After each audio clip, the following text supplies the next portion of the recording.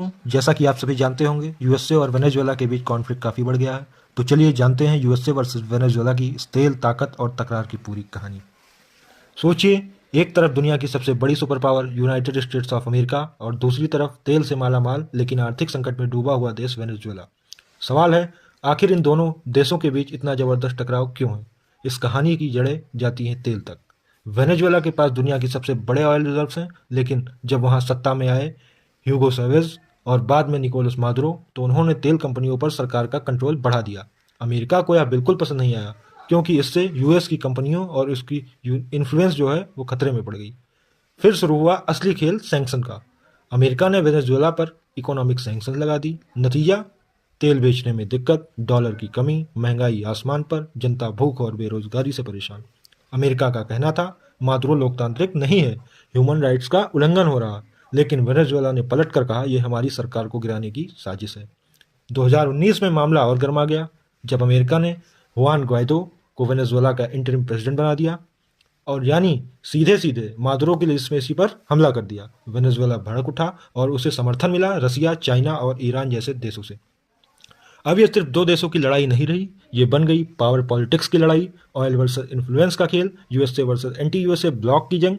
आज भी सैंक्शन ढीली कड़ी होती रहती है। अमेरिका तेल चाहता है, लेकिन अपने रूल्स पर। वेनेजुएला आज़ादी चाहता है, लेकिन बिना झुके।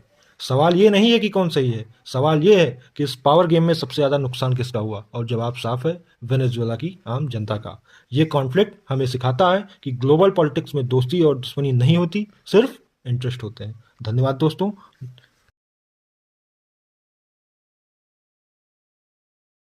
जैसा कि आप सभी जानते होंगे, यूएसए और वेनेजुएला के बीच कॉन्फ्लिक्ट काफ़ी बढ़ गया है। तो चलिए जानते हैं यूएसए वर्सेस वेनेजुएला की इस तेल, ताकत और तकरार की पूरी कहानी। सोचिए, एक तरफ दुनिया की सबसे बड़ी super power United states of America और दूसरी तरफ तेल से मालामाल लेकिन आर्थिक संकट में डूबा हुआ देश वेनेजुएला। सवाल है, आखिर इन दोनों देशों के बीच इतना जबरदस्त टकराव क्यों है? इस कहानी की जड़ें जाती हैं तेल तक। वेनेजुएला के पास दुनिया के सबसे बड़े ऑयल रिजर्व्स हैं, लेकिन जब वहां सत्ता में आए ह्यूगो चैवेज और बाद में निकोलस मादुरो, तो उन्होंने तेल कंपनियों पर सरकार का कंट्रोल बढ़ा दिया।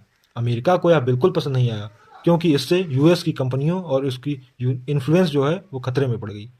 फिर शुरू हुआ असली खेल सैंक्शन का।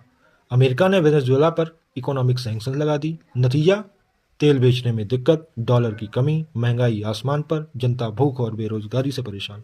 अमेरिका का कहना था, मादुरो लोकतांत्रिक नहीं है, ह्यूमन राइट्स का उल्लंघन हो रहा। लेकिन वेनेजुएला ने पलट कर कहा, यह हमारी सरकार को गिराने की साजिश है। 2019 में मामला और गर्मा गया, जब अमेरिका ने हुआन ग्वाइडो को वेनेजुएला का इंटर